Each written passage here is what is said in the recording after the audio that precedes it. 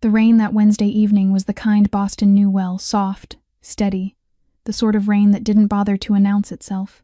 It slid down the tall windows of Marengo, the Italian restaurant tucked into a quiet corner of the North End, and turned the street lamps outside into smeared yellow halos.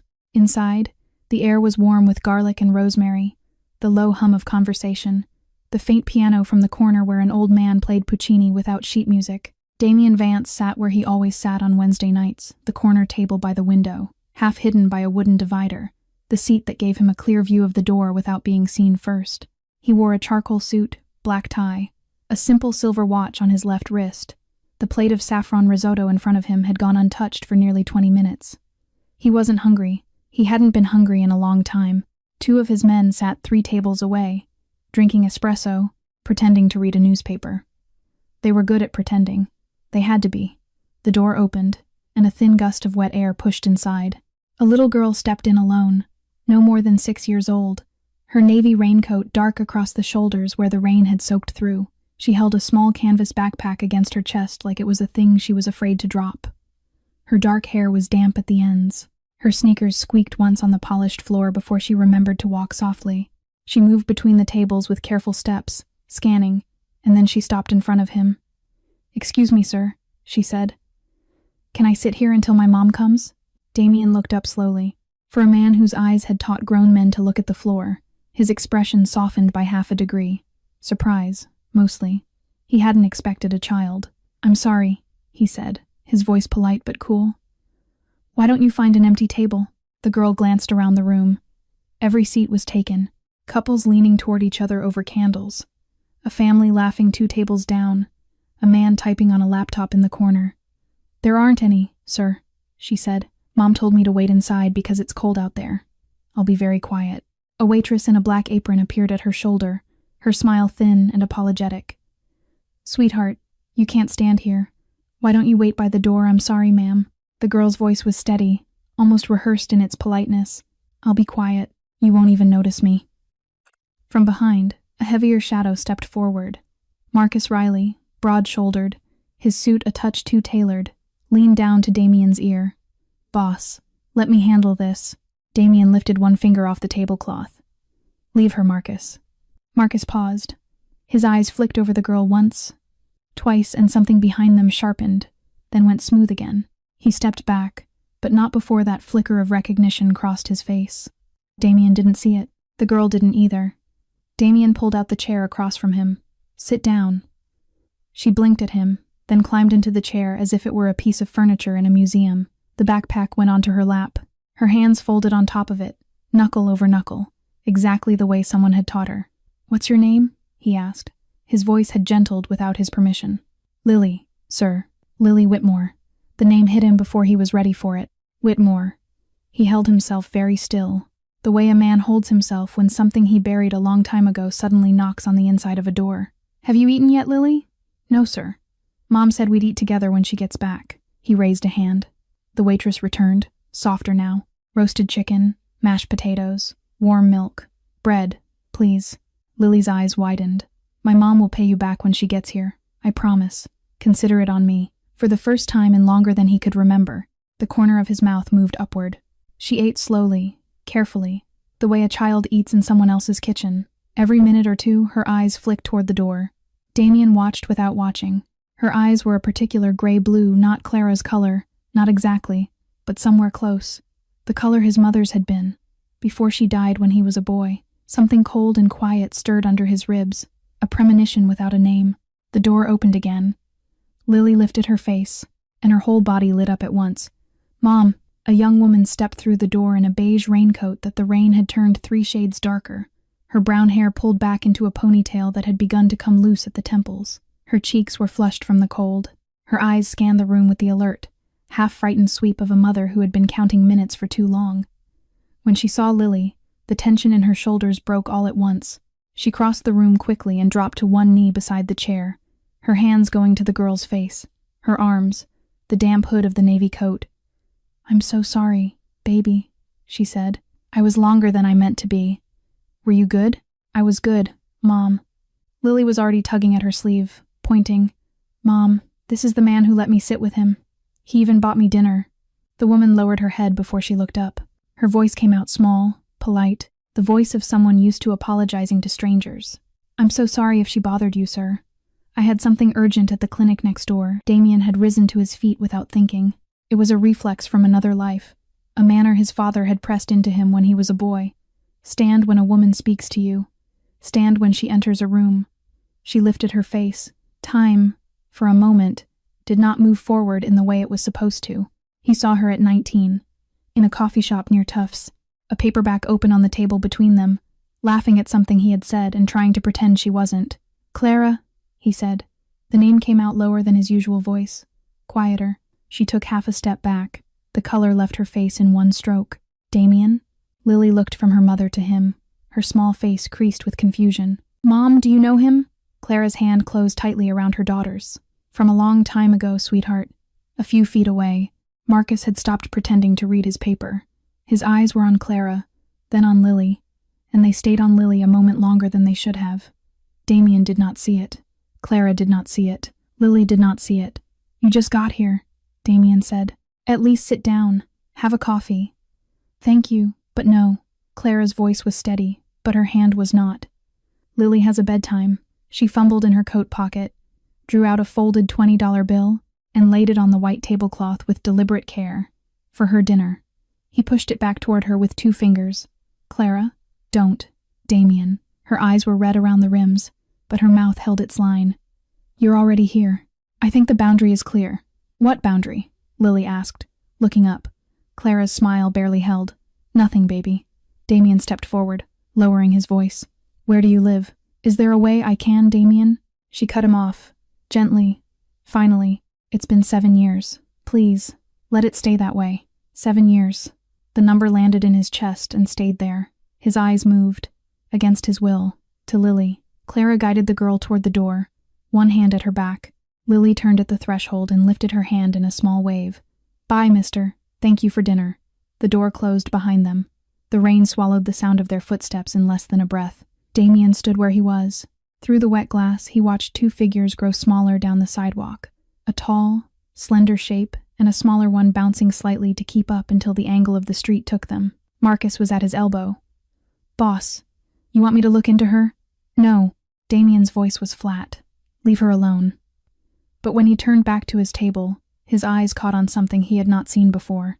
The white napkin Lily had used. She had folded it into a neat, careful square before she got up. The corners aligned the way a child does when she has been taught that other people's tables matter. Beside the napkin, half hidden under the rim of the plate, was a small silver hair clip in the shape of a swallow. He picked it up. He had given Clara a clip just like it the autumn she turned 19. His hand closed around it. The metal was warm.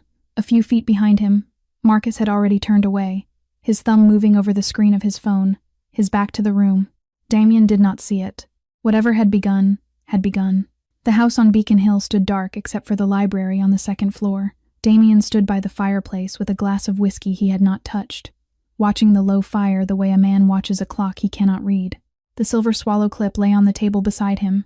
He had not slept. He did not intend to. His mind kept slipping backward.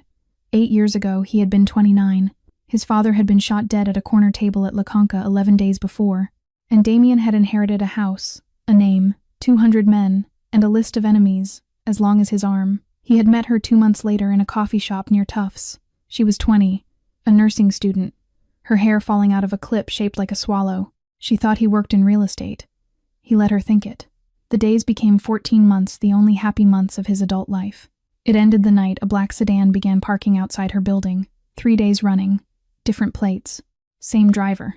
He knew what that meant. "If I don't let her go," he had told himself, "they will kill her to teach me a lesson." He had gone to her studio at 11 at night, with the lie already built in his mouth. "I don't love you the way you think I do, Clara. I've been engaged to someone else this whole time." He had said it without blinking. Cruelty was the only door he could lock behind him. She had cried. She had thrown the small silver ring at his chest. She had told him to get out, and her voice had broken on the second word.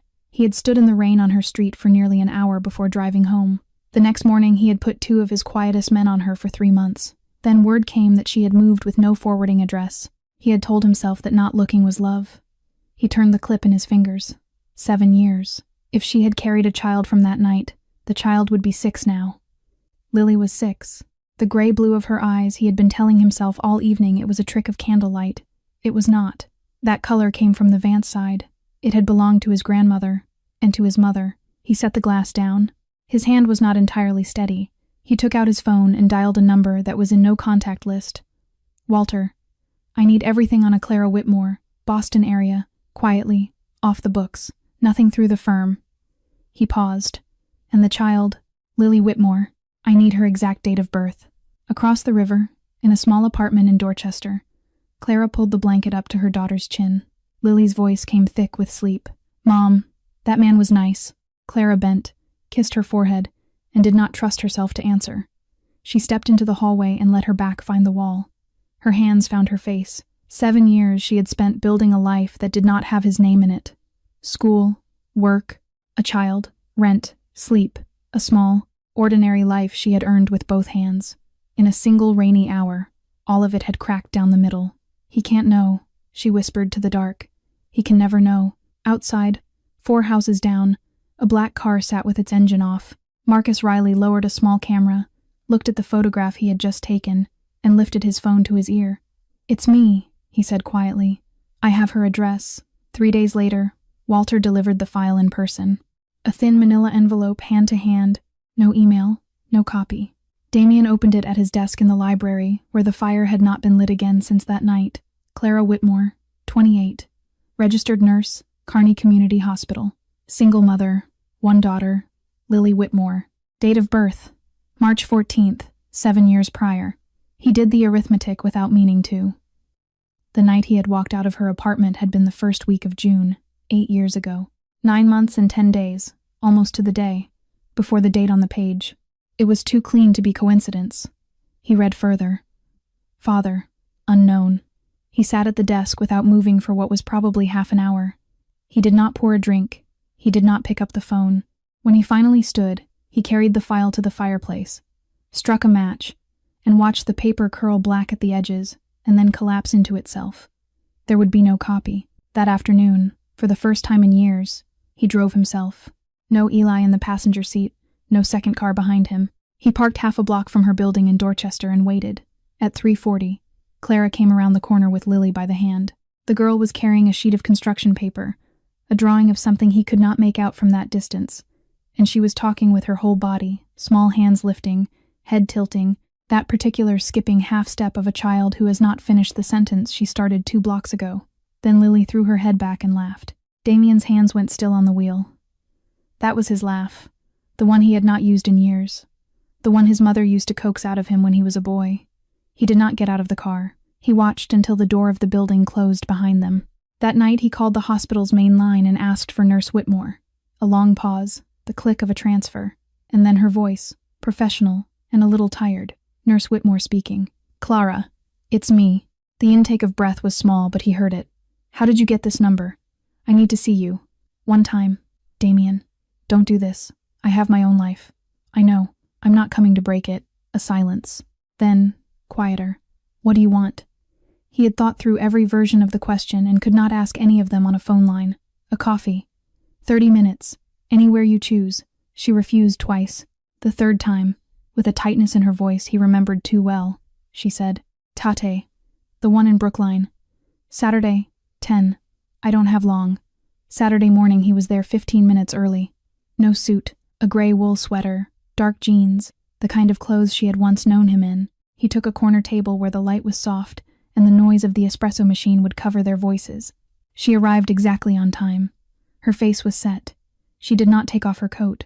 She refused the menu and ordered a black coffee. When the waitress was gone, she folded her hands around the cup the way a person braces for cold. Whatever you want to say, Damien, say it fast.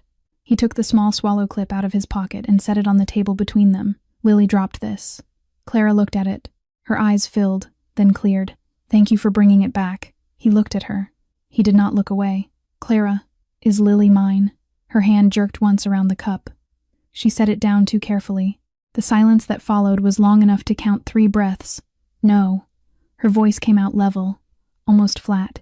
She isn't. Clara. Her father's name was David. We were together right after you and I ended. He died in a car accident before she was born. He let his eyes rest on her face. He had been read by men who were paid to read men, and he had read them back. He could see the lie sit on her shoulders like a coat that did not fit. He could also see that she was afraid. All right then. He stood. He took a 20 from his wallet and laid it under the saucer. I'm sorry I bothered you. He walked out without looking back. Clara did not turn her head. Her hand stayed locked around the cup. On the sidewalk, he stopped once and looked through the window. She was still sitting exactly as he had left her, her shoulders folded inward, the swallow clip untouched on the table. He had read what was in her eyes. He kept walking. Clara walked the 4 blocks home from Tade without feeling the pavement. Lily looked up from the kitchen table. Did you get what you needed at the store, Mom? I did, baby. She had not been to a store. She turned her back so Lily would not see her face. That night, she sat in the chair beside her daughter's bed and watched her breathe. Her mind slipped backward. 7 years ago, she had been 21. A studio in Alston, 4 flights up. After he walked out, she had cried for a week. On the 8th night, she had thrown up her dinner, a pharmacy at midnight, 2 pink lines. She had decided that same hour to tell him. She had taken a taxi toward his apartment on Charles Street. On the way, the driver had a Boston Globe folded on the passenger seat. Shooting at North End restaurant Vance Hare survives, 2 bodyguards dead. Her eyes found the photograph before her brain did, the face she had kissed 2 weeks before. She had understood 3 things in less than a minute. He had not been in real estate. The reason he had left her was not another woman. The danger waiting for her on her street had teeth she had been too young to imagine. She had sat across from his building for 20 minutes without getting out. Then she had told the driver to take her home. She would not bring a child into a house with that name on the door. She could not end the pregnancy, so she would carry the child alone. And Damien Vance would not know. She moved to her aunt's place in Worcester within a week. She lived there 4 years, finished her nursing degree by night, put father unknown on the birth certificate. When Lily was 4, she came back to Boston for the job at Kearney. She never crossed into the North End. She will never grow up with that bloody name, she told herself, like a prayer with the edges worn smooth. The night at Marengo had been an accident. A hospice patient she counseled at the small clinic across the street had kept her past her shift. Lily had been passed from one neighbor to another until the only place left to put a tired 6-year-old was inside, out of the rain. At 2 a.m, Clara took out a sheet of paper. Damien, please don't look for us. For Lily. For you too. She folded it into an envelope and put it in the drawer of her bedside table. She did not address it. Monday morning, she dropped Lily at school and went to work. In the break room, Sarah sat down across from her. You didn't sleep. I didn't. Is somebody bothering you, Claire? There was a black car parked across from the entrance yesterday. Older guy in the front seat. I thought it was a patient's family. Clara set her cup down a little too quickly. A black car? Just for an hour. Why? No reason. The cold that climbed her spine was not fear of Damien. She had read enough to know what family meant in that world. If someone was watching her, it might not be him. At lunch, she called Lily's school. Only I am to pick her up. Not anyone who says they're a relative. Only me, in person. After her shift, she took the long way to the school. 3 checks of her mirror. She saw nothing. The unease did not leave her. A block and a half behind her, on the opposite side of the street, Marcus Riley lowered a small pair of binoculars and picked up a phone with no contacts saved. It's me. Target is still in Boston. The kid too. He paused. Boss Calloway, how do you want me to handle this? That evening, 3 men sat around the long oak table in Damien's library on Beacon Hill. The fire was lit this time. Damien stood at the head. A folder closed in front of him. Marcus Riley was on his right. Joey Donnelly, the family's legal counsel, sat in the middle, a notepad in his lap. Eli Fontaine, the head of security, 61 years old, gray at the temples, the only man in the room who had served Damien's father, sat at the far end where he could see the door. 12 months, Damien said. By the end of next year, we are out of arms entirely. The family becomes restaurants and real estate. Nothing else. The trade goes to whoever wants it. Joey wrote a single line in his notepad and underlined it. Eli nodded once, slowly. It is the right move. Marcus leaned forward. Boss, Calloway will read this as weakness. The minute the word gets out that Vance is stepping back, his men will be in our streets. Or, Damien said, they will read it as a chance for peace. They have never read anything as a chance for peace. Damien did not raise his voice. I am not asking, Marcus. I am telling you the direction. Marcus held his eyes a half-second too long, then dropped his gaze and nodded. When the meeting ended, Damien lifted a hand. Eli, stay. The other two left. Marcus closed the door behind him. Damien waited until he heard the second door at the end of the corridor. Run a check, he said quietly. Quietly. Everyone in the house. Phone records, movements, contacts, everyone. Including Marcus. Eli did not look surprised, but he allowed a small pause. You suspect him? I don't know yet, but there is a woman and a child I need protected. Off the books. Nothing through anyone but you. He slid a folded slip of paper across the table. Clara's address, plainclothes, distance. You report to me, only. Eli took the paper, read it once, and put it inside his jacket. He had never asked Damien a question that was not necessary, and he did not start now. Across the river, in the basement of his row house in the South End, Marcus Riley lifted a burner phone from a locked drawer and dialed a number he kept in his head. Vance has a daughter. His voice was low. Off the books. 6 years old. The mother is a nurse at Kearney. The voice that answered was the voice of a man who had been 60 for a long time. Vincent Calloway. That is interesting. He's hiding her from the family. Nobody else knows. We get the kid. We put him on his knees. You will not move tonight. Calloway's tone did not lift. Children are a line the other houses will not cross with us. We do this clean, fast, no fingerprints. Plan it properly. I want it done in such a way that it looks like an accident or a third party. Yes, sir. And Riley, if you fail, do not come home. The line went dead. Marcus opened a laptop and pulled up 2 photographs of Lily on a school playground in a red coat. He did not know that. 2 streets over, 2 of Eli's men were already sitting in a dark sedan watching his front door. They had been there for 90 minutes. They watched Marcus leave at 11:38, drive to an empty municipal lot in Roxbury, sit there for 19 minutes, and drive back. By morning, Eli had no recordings, no photos of a face, no plate of a second car, only a pattern that did not belong to a man with nothing to hide. He carried the report up to Damien at 7. It is not enough to confront him with. I need more time. Time is what I don't have. Damien was already on his feet, jacket over his arm. If Marcus is moving at night, he is moving on Clara and Lily. What do you want to do? I am going to warn her, he called from the car. The line rang twice and went to voicemail. He waited 10 minutes and called again. Voicemail. He left a message, short, no name, the voice of a man who had measured every word. Clara, you and Lily may be in danger. Please call this number. It is private. Clara saw the message at 12:15, sitting in the staff break room with a half-eaten sandwich in front of her. Her hand began to shake before she had finished reading it. She walked into the empty hallway by the linen closet and called him back. Damien, what are you talking about? Can you trust me one last time? I need you and Lily to come to me. Tonight. The call lasted 4 minutes. You cannot ask me to trust you after 7 years, Clara said. Her voice was thinner than she wanted it to be. I know. I am asking anyway. For Lily. She held her breath for a beat. It was the first time he had said her daughter's name with anything that sounded like tenderness, and the sound of it landed somewhere she had not let anyone reach in a long time. I will not come to your house. Then anywhere you choose, public, where there are people. Marengo. 7. The private room upstairs. My men will be at the door. Whose men? Mine. Not Marcus. She closed her eyes against the cinder block wall of the linen corridor. 7. She ended the call before she could change her mind. She walked back to the break room, sat down at the table where her sandwich was still in its wax paper, and lowered her forehead onto her crossed arms. The fluorescent light above her hummed. Sarah came in 5 minutes later, saw her, and sat down across from her without saying anything. She did not touch her, did not ask. She just sat. After a long while, Clara lifted her face.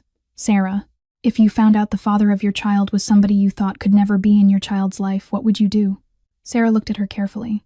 We are not talking about a hypothetical. Clara shook her head once. I have lied to Lily's father for 7 years, she said, and today I lied to his face. Sarah did not answer for a moment. You had a reason. You are the best mother I know. You did not lie out of selfishness. And if Lily grows up and finds out I took her father away from her. Sarah opened her mouth and closed it. Clara left the hospital at 3. She picked Lily up from school with both hands wrapped around the steering wheel for too long at every stoplight. They had pasta at home. Lily was full of the day. Mia's birthday party on Saturday. Mrs. Halloran had said her flamingo drawing was the best in the class. A boy named Owen had eaten a crayon at recess. Clara watched her chew. Her chest hurt. Lily. Yeah, Mom. Have you ever been curious about your dad? Lily stopped mid-bite. Yes. She set her fork down very carefully. But you got sad when I asked, so I stopped asking. Clara reached across the small table and took her daughter's hand. I'm sorry, baby. I never wanted you to feel like you weren't allowed to ask. If I knew him one day, what would happen? Clara made her voice steady. Do you want to know him? Lily thought about it the way she thought about hard math. I want to know if he loves me. If he does, I want to know. Clara swallowed and could not answer for a beat. She squeezed the small hand instead. After Lily was in bed, Clara stood in the bathroom in front of the mirror for a long time. Her face in the light looked older than it had that morning. Do I have the right to keep her from him? She asked the woman in the mirror. Am I sure he is bad? Or only that I am afraid?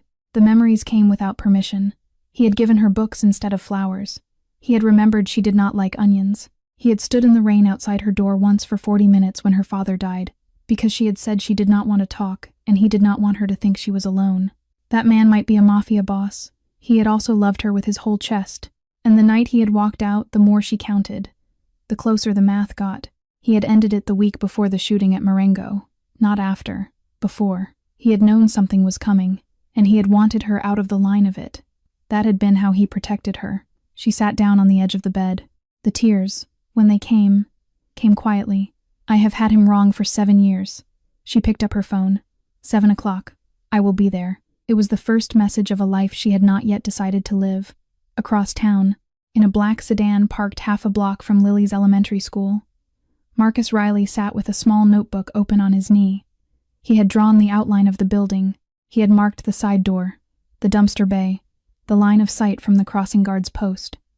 He had written a time next to each. He underlined one of them twice. At 7 o'clock that Wednesday, Clara stepped into Marengo for the second time in 2 weeks. The hostess did not ask for a name.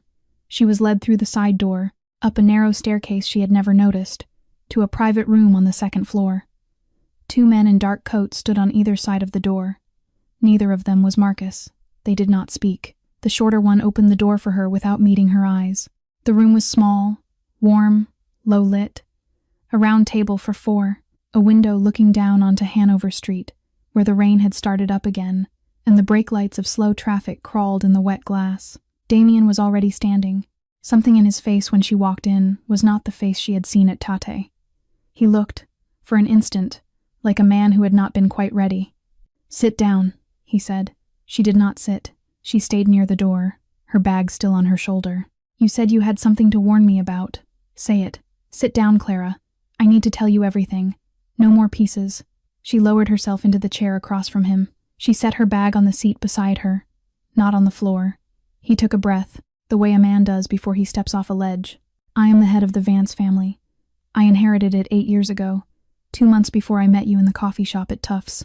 Clara's face did not change. I know, she said. I have known for 7 years. It is why I left. He went still. You knew.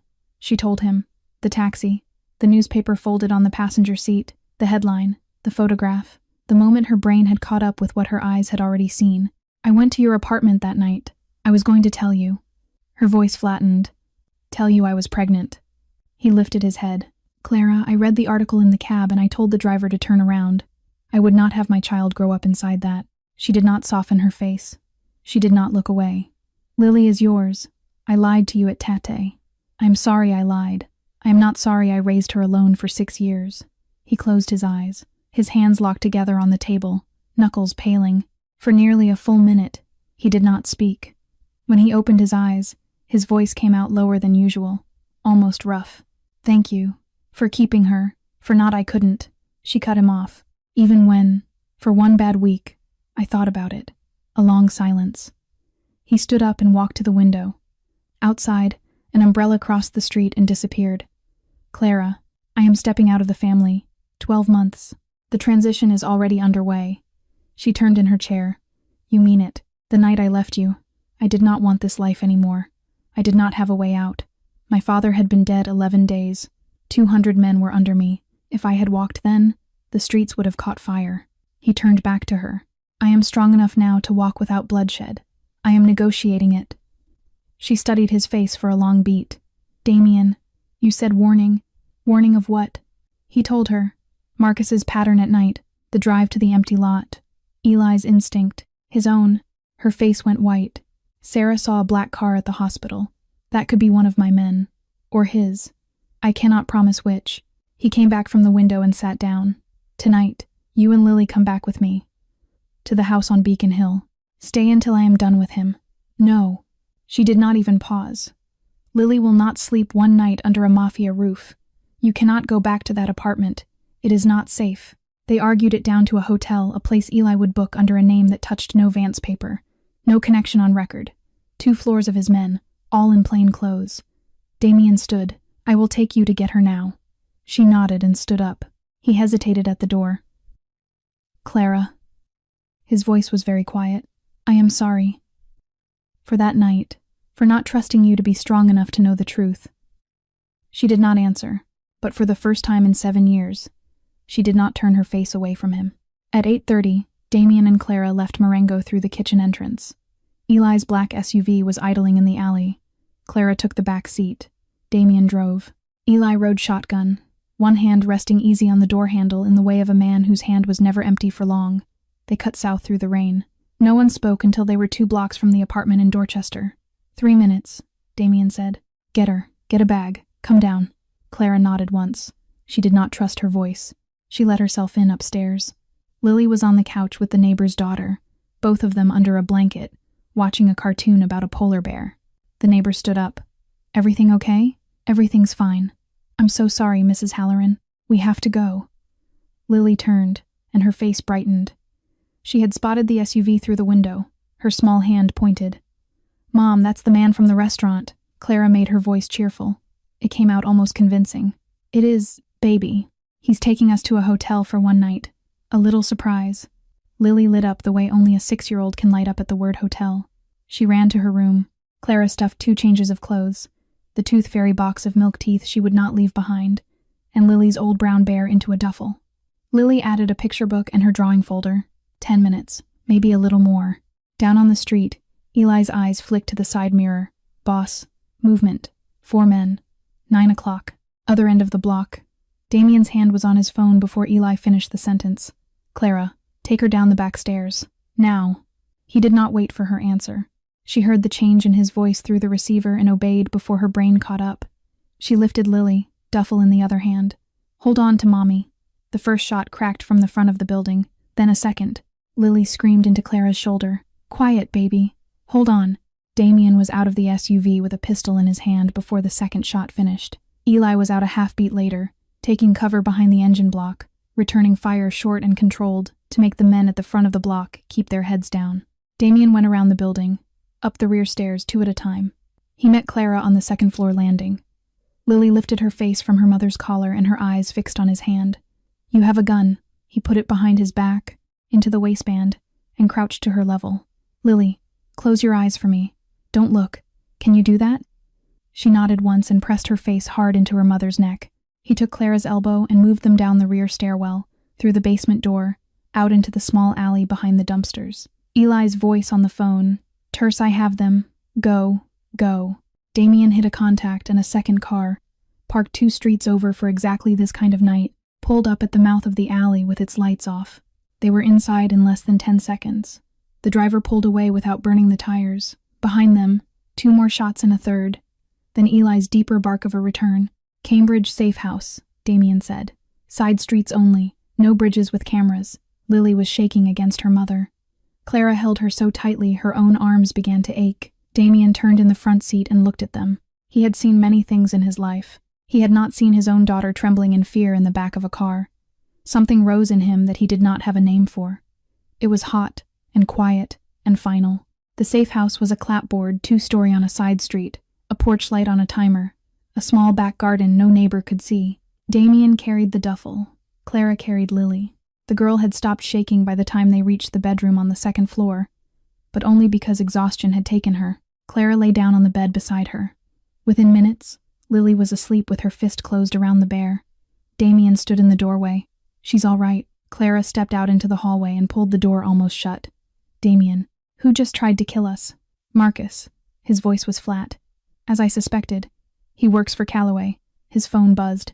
Eli, on the line. He and 2 of the men had taken hits, none serious. Marcus had broken contact and gone to ground with 3 of the 4. Damien lowered the phone. He will not stop. He knows now that I know. They will come back sooner. Harder. Clara pressed her hand flat against her chest. Then what do we do? By 8 in the morning, the kitchen of the Cambridge safe house had become a war room. Maps of Boston and the South Shore were spread across the small wooden table. A laptop sat open at the head of it, a fresh pot of coffee beside it. Outside, the rain had finally let go, and a thin gray light came through the back windows. Eli stood at the table with a small bandage above his left eyebrow and another along his forearm. Joey Donnelly had arrived at 6 with a briefcase and an expression that Damien had seen on him only twice before, once after the death of his father and once after the bombing in Charlestown 4 years ago. A third man, 26, broad in the shoulders, was introduced to Clara only as Theo. He was the night man at the safe house. He did not sit. He stood by the back door. Clara took the chair in the corner, away from the table, where she could see the staircase. Lily was still asleep upstairs. Damien laid it out in 3 sentences. Marcus has gone over to Calloway. Calloway is moving on the woman and the child. We have until tonight, maybe 2 nights, before the next attempt. Joey opened his briefcase. Boss, I propose we move them out of state. North Carolina, maybe Florida. 6 months of quiet. New names on a private lease. Not enough. Eli did not look up from the map. Calloway has people across the whole southeast. They will find them. Damien turned a coffee cup on the table without drinking from it. And I am not raising my family to spend the rest of their lives behind locked doors. Clara's head came up. My family. He had said it without seeming to notice he had said it. He did notice. He did not take it back. He turned to her. Clara, what do you think? The 3 men shifted to look at her. She had not been asked an opinion in a meeting since she could remember. For a second, she could not find her voice.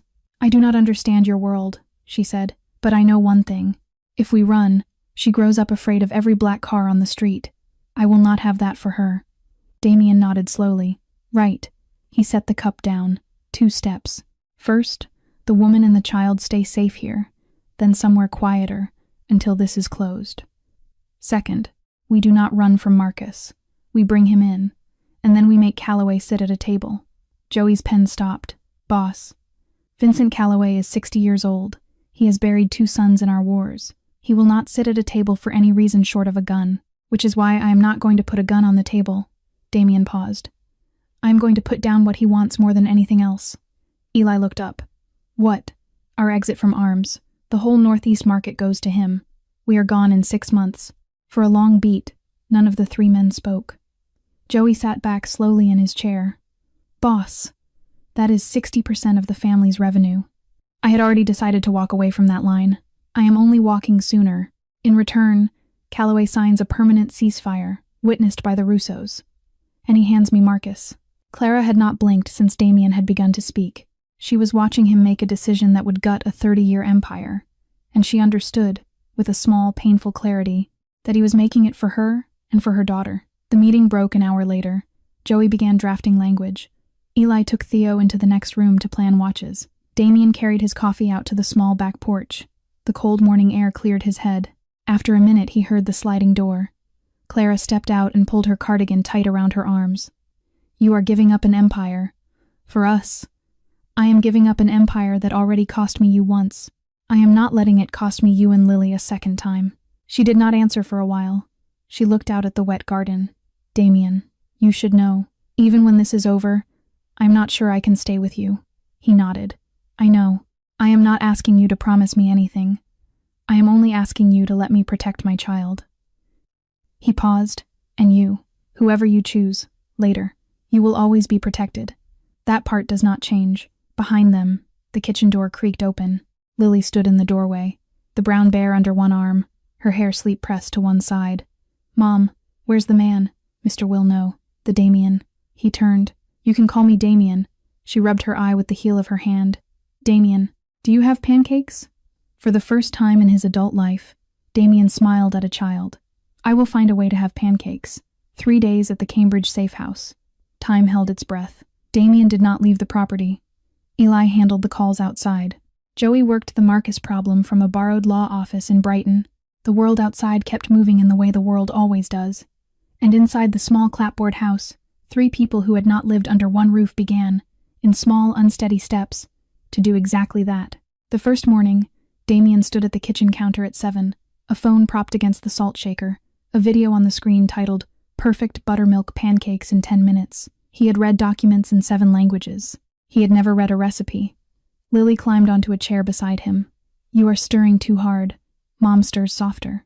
From the next room, Clara called, "Lily, do not direct him." "I am helping, Mom!" The first 3 pancakes were dark at the edges. Lily ate one with both hands and pronounced solemnly, "This is the best pancake I have had in this house. This is the only house where you have eaten a pancake I made," Damien said. She tilted her head. "Right. So it is the best one ever." Something warm moved under his ribs and stayed there. In the afternoon, she asked him to read. Clara had packed Charlotte's Web in the bottom of the duffel. Damien had not held a children's book in nearly 30 years.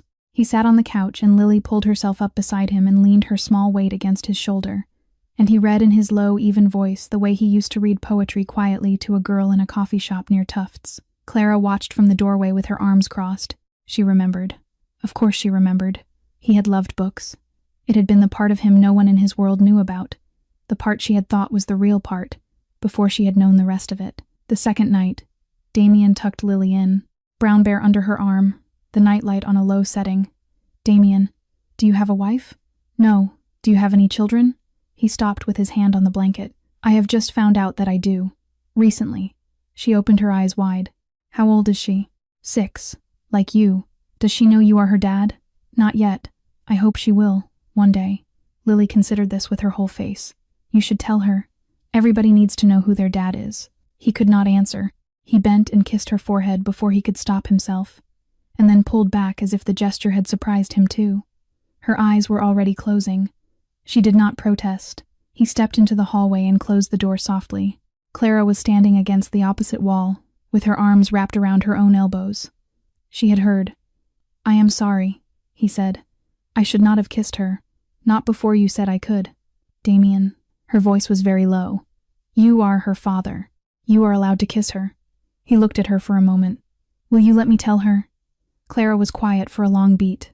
"Not yet. Not while we are running. When this is over, I want to tell her myself. With you there." He nodded. He understood. She started to turn toward the bedroom, then stopped. "Damien, were you ever engaged? After me?" "No." "Did you love anyone?" "Never." She did not ask him anything else. She went into the room and lay down beside her daughter and pulled the blanket over both of them. Damien went downstairs. He opened the laptop on the kitchen table and began the document he would need for Calloway. 2 columns. What he would give. What he would require. The Cambridge night was quiet. Yellow porch light through the window. Theo on watch in the front room. At 11, Eli called. "Boss, I have Marcus. A warehouse in Quincy. He is putting the next move together. Calloway is moving real numbers. 2 nights, maybe less." Damien did not raise his voice. "Then we get there first." That same night, in a corrugated steel warehouse off Quincy Avenue, Marcus Riley sat across a long folding table from Vincent Calloway. 6 of Calloway's men stood along the wall. The fluorescent lights overhead buzzed at the wrong frequency. "You failed once," Calloway said. His voice was the sound of a stone being dragged across another stone. "There will not be a second failure. Vance has them tucked away," Marcus said. "I have eyes on every old Vance safe house in 3 counties. Nothing yet. Then what is your plan?" Marcus's mouth turned at the corner. The smile of a man who liked his own ideas. "He will have to surface. We hit a place he cannot afford to ignore." "Where?" "Kearney Community Hospital, where the Whitmore woman works. We do not take her. We send a message. If he does not deliver the girl, every nurse on her shift starts paying the bill." The room shifted, very slightly. Even Calloway, who had ordered men shot in the back of the head and sent the photographs, paused before he answered. "That is a line. Boss, we do not have to hurt anyone. A small device in the staff lot. No casualties. Just smoke and broken glass. Damien will hear the message." Calloway looked at the floor for a long moment. "Fine, but if it does not move him, we go harder." "Understood." Marcus left at 1:30, drove home with the windows half down, the cold November air on his face. He did not know that one of the 6 men along the wall was a man Eli Fontaine had been paying for 6 months. His name was Cole. He waited until Marcus was 3 blocks gone, then walked to the back of the warehouse, lit a cigarette he did not smoke, and dialed. "He is putting a device in the lot at Kearney. Day after tomorrow, 8 in the evening. Threat job, no kills." Eli was at the safe house by 1 a.m. and had Damien up at the kitchen table with 2 cups of coffee inside 10 minutes. Damien did not blink. We take him at the warehouse before he leaves for Kearney. We bring him in alive. Calloway loses an asset in the middle of his own operation. That puts him at the table. He picked up his phone. Joey, draft the proposal. Long form. I want it in my hand when I have Marcus. By morning, Damien was packed. He found Clara in the kitchen with Lily's empty cereal bowl in front of her. The girl was upstairs brushing her teeth. I will be gone 2 nights. Eli and Theo stay with you. Both of them, the whole time. The house is locked down. Clara looked up. Where are you going? To finish Marcus. Nothing more. Nothing less. She reached across the table and closed her hand around his wrist. Damien, do not kill him. He stopped. He looked at her hand on his wrist, as if it were the strangest thing in the room. Why not? Because if you kill him, you never get out of that world. You become the man who killed somebody in Lily's eyes, even if she never knows the details. There is a line you cross, and there is no coming back. He was silent for a beat. Then what do you want me to do? Take him alive, give him to the police, or hand him back to Calloway with a fist around his neck, but not in a body bag. He looked at her for a long moment. Then he nodded once. All right, I will listen. It was the first time in his adult life he had altered an order because of a woman's voice. Footsteps on the stairs. Lily came around the corner in her socks, the brown bear under her arm. Damien, you are leaving. You are coming back, right? Yes, Lily. 2 days. Promise? Promise. She held the bear up to him with both hands. Take him with you. He keeps people safe. He took the small bear. The fur was matted at one ear from 1,000 nights of being held. He did not know what to do with the feeling in his chest, so he tucked the bear inside his coat, against the inner pocket where his phone usually went. Thank you. He left through the back door with 2 of his men behind him. Clara stood at the front window and watched the SUV pull away through the bare trees on the side street. For the first time in 8 years, she was not afraid of him. She was afraid for him. Friday night, 7 o'clock. 1 hour before Marcus had planned to drive a sedan with a small device in its trunk into the staff lot at Kearney, Damien and 8 of his men were already inside the warehouse off Quincy Avenue. Eli had set the lines 2 hours before. 2 men at the rear door, 3 at the front, 3 with Damien at the side service entrance. Cole, the man Eli had been paying for 6 months, had unlocked the back at 6:53 and walked out with a clipboard like he was checking the loading dock. Marcus was at the far end of the floor with 4 men around an old Chrysler. He was leaning into the open trunk, hands inside it. The smell of solder and electrical tape sat over the cold concrete. Damien stepped out from behind the steel pillar. His pistol was in his hand. He did not raise it. Marcus. Marcus jerked upright. His hand went to his hip. Behind him, Eli's voice came low, and even from the dark of the back doorway, "Don't." Marcus turned his head a fraction. Eli's barrel was 4 feet from his spine. "Drop it." He dropped it. 2 of his men broke for the side door. Theo took them at the legs in 2 clean shots, a pop, and they went down without dying. The other 2 raised their hands. Damien walked the length of the warehouse without hurrying. He stopped 6 feet from Marcus. "Did you know? I am not here to kill you." Marcus's mouth twisted. "What then? Mercy? Going soft on me, Damien? I am here to give you a choice. 1, you give us everything you have on Calloway. You walk into a federal interview tomorrow.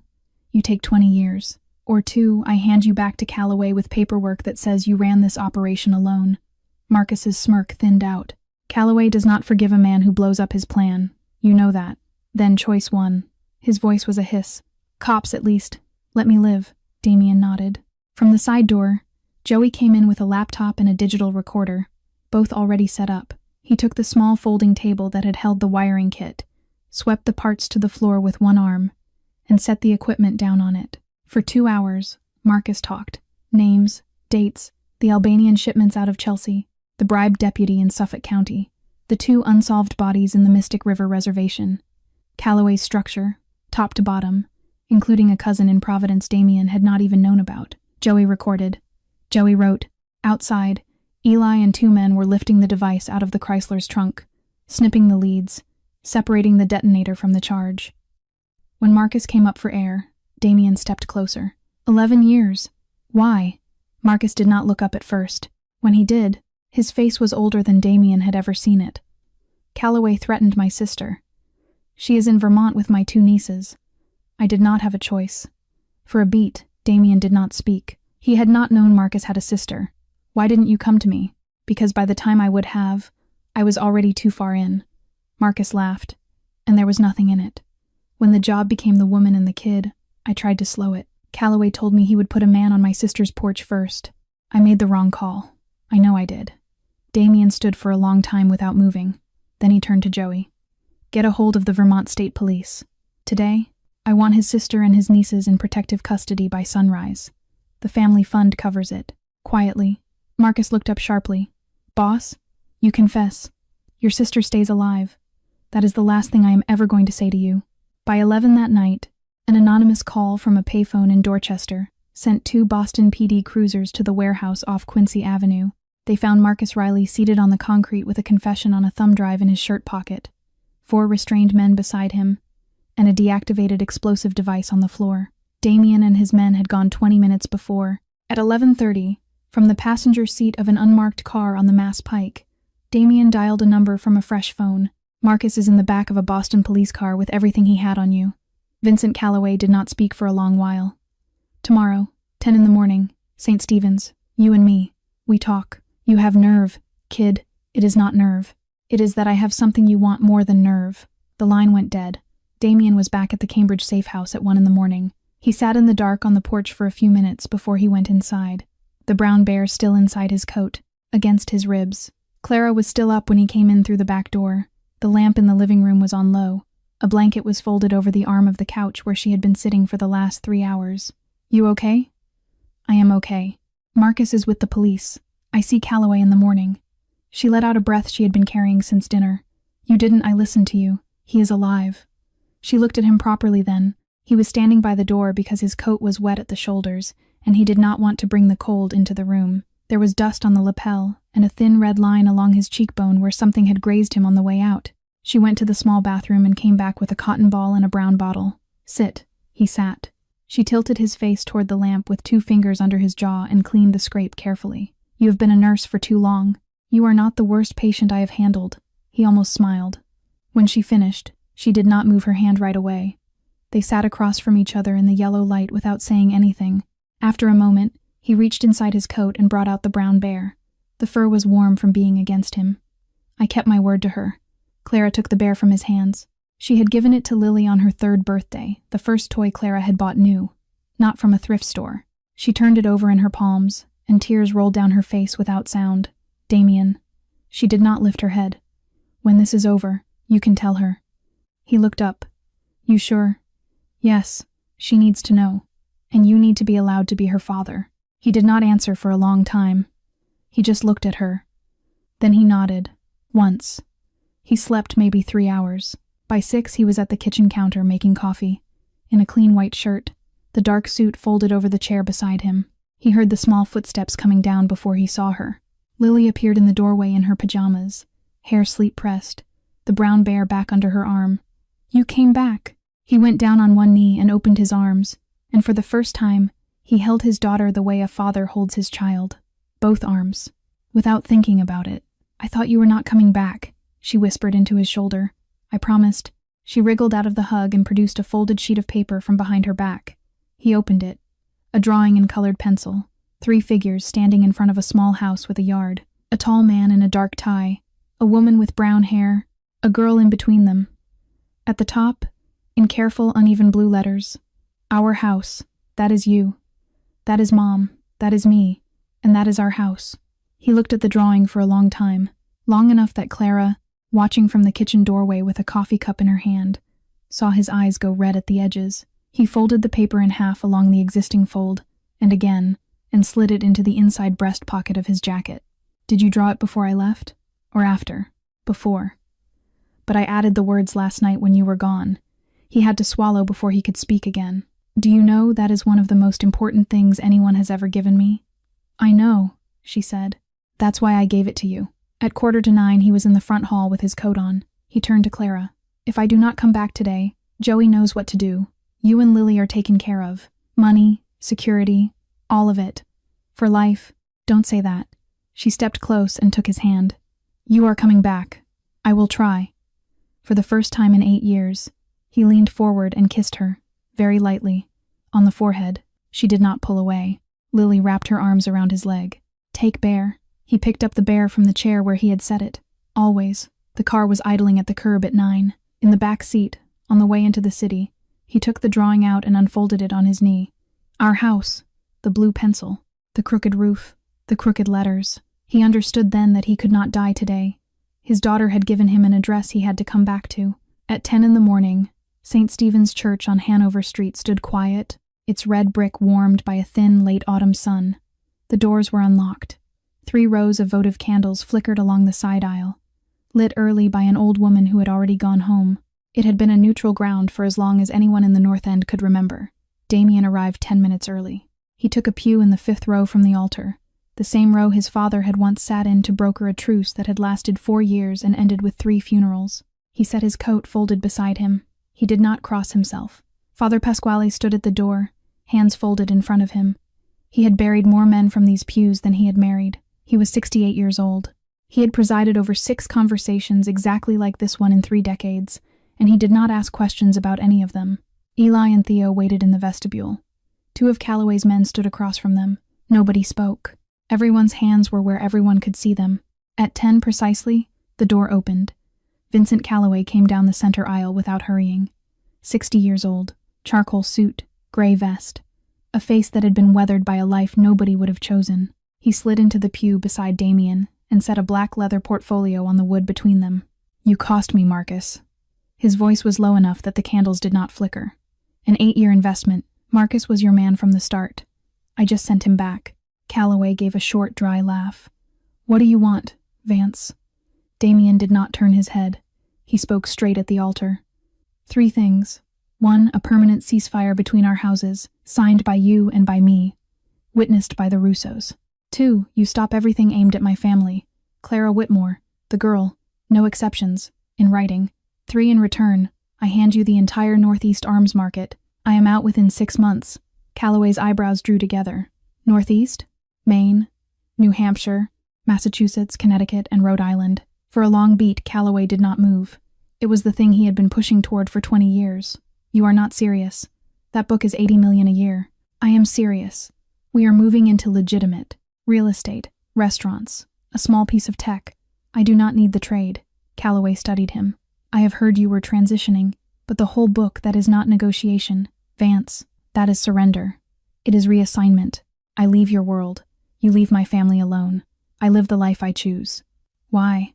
Damien reached into his inside breast pocket and unfolded the drawing on the pew between them. 3 figures in colored pencil. A small house, the blue, uneven letters across the top. "Our house." Calloway looked at it. He did not touch it. He looked at it for a long time. "You had a family once," Damien said. "You know." Calloway closed his eyes. He had buried his elder son in 89, the younger one in 2001. His wife had died of cancer 5 winters ago, in the bedroom of their house in Hyde Park.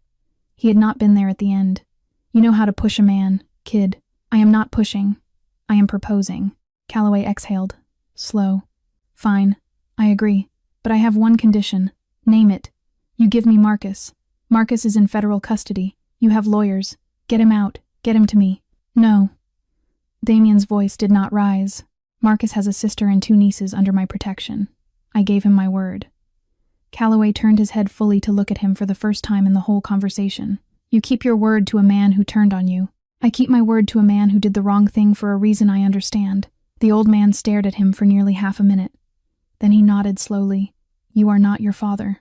"No, sir. That may be a good thing." They both stood. Calloway extended his hand. 7 days. Russo's as witness. Damien took it. The hand was old and dry and very strong. 7 days. Father Pasquale walked down from the side aisle and laid one palm on each of their shoulders, murmuring the small Latin blessing that had ended every conversation, like this one in this church for as long as anyone living could remember. When Damien stepped out of St. Stephen's onto Hanover Street, the late autumn sun was coming through the stained glass behind him in long stripes of red and gold. For the first time in 8 years, he felt something inside his chest go light. He pulled into the Safe House Drive at 1 in the afternoon. Clara was at the front window. He had not even cut the engine before she was on the porch. She came down the wooden steps without thinking, and crossed the small lawn, and put her arms around him before her mind caught up with what her body had decided to do. He went still for half a second. Then his arms came around her. "Damien," Lily's voice. She had come around the side of the house at a run, and now her arms wrapped around his thigh. The three of them stood in the bare leaves under the thin afternoon sun, and for a long minute none of them moved. "It's done," he said quietly into Clara's hair. "You and Lily are safe." She started to cry then, properly, the kind of crying she had not allowed herself in years. Lily looked up. "Mom, why are you crying?" "I'm happy, baby. I'm just happy." Inside, Lily insisted on showing him her work. 3 new drawings, the chapter she had finished in Charlotte's Webb Wilbur, and the egg sack. Damien sat on the floor at her level and let her run through it, and his eyes did not leave her face. That evening, Eli and Joey came up the drive together. The papers for the Russo meeting needed initials and a signature. They worked through them at the kitchen table while a pot of something simple simmered on the stove. When the documents were back inside the briefcase, Eli stood, reached for his coat, and paused. "Boss, you are walking from a kingdom of 200 men to a wooden house in Cambridge." "I am. You are sure?" Damien glanced through the doorway. In the next room, Lily was on the rug, reading aloud to Clara from the book in her lap. Her hand was over her heart in the dramatic way she did when a story was getting good. 100%. Eli nodded. He stepped close and laid his hand on Damien's shoulder, briefly. It was a thing he had not done since the night Damien's father had been killed. Your father would have been proud, even if he never would have said it. After they left, Damien and Clara sat out on the porch swing. The night was cold. Clara wrapped a wool blanket around her shoulders and tucked her feet under her. "Damien, are you sure about getting out? The whole life that has been your whole life. It was my father's life. I lived it out of duty, not desire. What will you do?" He thought for a moment. Restaurants. A small chain through New England. A scholarship fund for kids in Dorchester. She gave a quiet laugh. Restaurants and scholarships. "You have been thinking about this for a long time. 6 years. Since the day my father died and I looked at what the family had made of him." The porch creaked when she shifted. The moon laid a pale stripe across the wet lawn. "Damien, I still don't know how I feel. About you. About all of it. I am not asking you to know. But I know one thing." She turned her face to his. "I don't hate you anymore. I haven't for a long time." He nodded, slowly. "That is what I needed to hear." They sat without speaking for a while. Inside, Lily had been asleep for half an hour. "Damien," Clara's voice was lower now. "Tell her, tomorrow, I will be there with you." He turned to her. "You are sure? She deserves her father, and you deserve your child." He laid his hand over hers on the bench between them, lightly. He did not close his fingers. "Thank you." That night he did not sleep. He sat at the small desk in the study downstairs with a single sheet of cream paper and a pen. For the first time in his life, he wrote a letter that was not a contract. "Lily," he wrote slowly. He wrote about a coffee shop near Tufts, about a girl who liked books better than flowers, about a black sedan that had begun parking outside her building, and a young man too afraid to do anything but lie, about a rainy night in June, and the wrong choice he had made for the right reasons, about the day, 8 years later, that a small girl in a navy raincoat had walked across a restaurant floor and asked if she could sit at his table. He folded the letter into thirds. He placed it in a small wooden box he had set aside for this purpose, and closed the lid. One day, when she was old enough, she would read it. Until then, it would wait. They had pancakes that morning. Damien made them. They were better than the first batch. After breakfast, Clara took Lily by the hand. "Sweetheart, come outside with me and Damien for a minute." The small back garden of the safe house was quiet in the late autumn light. The grass was crisp at the edges. A few yellow leaves came loose from the maple by the fence and drifted down while they walked. Lily darted ahead and bent over the lawn. "Mom, look, that one is so red. I am going to press it in my book." Clara sat on the wooden bench by the back wall. Damien stood beside her, his hands in his coat pockets. "Lily, come here for a minute. Mommy and Damien want to talk to you." Lily put the red leaf in her cardigan pocket and came over and dropped onto the cool grass cross-legged in front of them. Her chin lifted, her face open. "Are you and Damien getting married?" Damien almost choked on his own breath. He had not been ready for that. "No, sweetheart," Clara said quickly. "Not that. Something else." Damien knelt on the grass so his face was level with hers. "Lily, do you remember when I told you I had a child?" "Yes. 6 years old. Like me. That child is you, Lily. I am your dad." She did not move for a long moment. Her eyes went wide and stayed that way. Then she turned her head to her mother. "Mom, is that real?" Clara nodded. Her eyes filled, but she did not look away from her daughter. "It is real, baby. I am sorry I did not tell you sooner. It is the truth. Lily turned back to Damien. So you are my dad? Yes. Do you love me? He had to swallow before he could answer. Yes, very much. Even though I have only known you for a few weeks. She thought about that. Then she asked the question that came closest to undoing him. Are you going to leave again?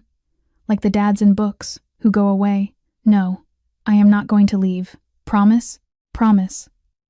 She stood up and walked the 2 steps to him and put her arms around his neck. She did not shout, did not cry. She just held on. Clara came down on her knees in the grass beside them. After a minute, Lily whispered against his shoulder. But I am not going to call you Dad right away. I have to get used to it. He laughed, quietly. The laugh sat strangely in his chest. In a good way. You can call me whatever you want. Damien is fine. Then I will call you Damien. And when I am ready, I will call you Dad. Okay? The 3 of them sat on the grass without speaking. Wind moved through the maple. After a while, Lily lifted. If you are my dad, that means I am your dad's granddaughter, right? Yes, your grandfather. He died 8 years ago, so I never met him. No. She looked down at the leaf in her pocket. Then she stood and took it out and walked over and pressed it gently into Damien's palm. This is for him. You keep it for him. He could not speak. He folded his fingers carefully around the leaf. After lunch, the 3 of them walked the perimeter of the small garden. Lily held both their hands, one on each side, swinging her arms a little. It feels funny. What does, baby? Everybody has a dad. I didn't. I thought I was different from everyone. Now I'm the same. Clara bent and kissed her hair. You were always the same as everyone, baby. I was just slow telling you. That afternoon, Lily disappeared into the upstairs bedroom for an hour with her colored pencils. When she came down, she pulled Damien aside and handed him a fresh drawing. The same 3 figures. The same little house. At the top, in careful new letters, Dad Damien. He took the drawing. He took the 3 from before. He treated them the way another man might treat a deed to a piece of land he would never sell. That night, Lily would not let anyone else read to her. He sat on the edge of her bed and read the next chapter of Charlotte's Web in his low, even voice. When he tucked the blanket up to her chin, she caught his sleeve. Damien, is Mommy falling in love with you again? He stopped. He looked at her for a long moment. I don't know, Lily. That is your mom's decision. She smiled, sleepy already. I think she is. The next morning, in a small private room at the back of a Russo restaurant in the West End, the ceasefire was signed. 3 names on cream paper: Vincent Calloway, Damien Vance, Tomas Russo as witness, no photographs, no handshakes for the cameras, the kind of agreement only the men in the room would ever know existed, and the kind that would hold because of exactly that. Damien officially began his exit from the arms trade that same week. The transition would take 6 months. Joey set the schedule. Eli moved the people who needed moving. A week after the signing, Clara and Lily moved back into the small apartment in Dorchester. Eli had quietly added 2 layers of security. No neighbor would ever notice a new lock, a new door behind the old one, a man on the corner 3 nights a week who looked like he was waiting for a bus. Clara never mentioned it. Damien never mentioned it. He did not ask to move in. He did not ask to stay over. He arrived twice a week, sometimes 3, always at the time he had said he would. He brought books, once a small set of colored pencils, once a scarf Lily had said in passing she liked the color of. Never anything expensive. Clara watched him. The man who came to the door was not the 29-year-old she had once loved, and he was not the figure in a newspaper photograph she had once feared. He was somebody new, still quiet, still careful with words, tender with their daughter, patient with her in a way that did not ask anything back. One Friday evening, he took Lily to a puppet show on Boston Common. When he brought her home, he stood in the doorway and did not step inside. Do you want to come in for coffee? Clara asked. It was the first time she had asked. He nodded once and stepped through. Lily was asleep within 20 minutes. Puppet shows took everything a 6-year-old had. Clara made 2 mugs of coffee and set them on the small kitchen table. They sat across from each other in the lamplight. I have been thinking about a question, she said. One you have not asked, but I know you wanted to. What? Whether I could forgive you, not just for Lily's sake, for my own. He set his cup down. He did not speak. I was angry at you for 7 years, she said slowly. I thought you were a man who had lied to me about another woman. I built a whole version of your character around that, and I stood on top of it because I had to stand on something. When I learned the truth, I did not know where to put you in my head anymore, victim or criminal, the man I loved or the man I should fear. He listened. He did not interrupt, but there is something I have understood these last few weeks. You have changed. The 29-year-old with shadows in him is not who I see anymore. I see a man who chose the truth even when the truth had a price. You faced Marcus and did not kill him. You kept your word to a man who had betrayed you. You walked away from an empire to keep my family safe. You told Lily who you were, when you could have hidden behind being a friend. She drew a breath. Damien, I forgive you. Not because you are perfect, because you have done everything a man can do to make it right. He could not speak for a long moment. Clara, thank you. I do not know what to say. Don't say anything. Just stay. They sat in the silence. Outside, the wind moved through the window frame. After a while, she added, more softly, I am not saying I am ready to be with you. Not yet. I have been alone for 7 years. I need to learn how not to be alone first. I have the rest of my life to wait.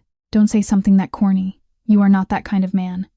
I have changed. For the first time in 8 years, they laughed at the same time, in the same room. This story has reached the moment that holds its deepest meaning, and perhaps the moment most worth pausing on. The lesson of Damien and Clara does not lie in who he once was, or in how long she kept the truth hidden. It lies in this: true forgiveness is not forgetting. It is choosing to see a person as who they are now, instead of who they used to be. Damien did not earn his forgiveness with words. He earned it with every visit kept on time, every promise honored, every step away from the shadow he had lived in for too long. And Clara, after 7 years of carrying everything alone, was brave enough to open her heart one more time. Not because she was weak, because she was strong. In life, perhaps each of us has someone we once thought we could never forgive, someone who walked away, someone who hurt us, someone who chose silence when they should have spoken. Sometimes that person comes back not to take back what was lost, but to make it right through quiet, patient presence. Dear viewers, how does this story make you feel? If you ever stood where Clara stood, choosing between keeping a safe wall up or opening the door one more time, what would you choose? Please share your thoughts in the comments below. We read every single one, and every story you leave behind becomes a small, precious piece of this community. If this video moved you, even a little, please hit the subscribe button, give it a like, and share it with someone who needs to hear this story today. It is the most meaningful way you can support us in continuing to bring you emotional, heartfelt stories every day. Wishing all of you watching today the very best of health, a life full of joy and peace in every passing moment. Goodbye for now, and we will see you in the next video.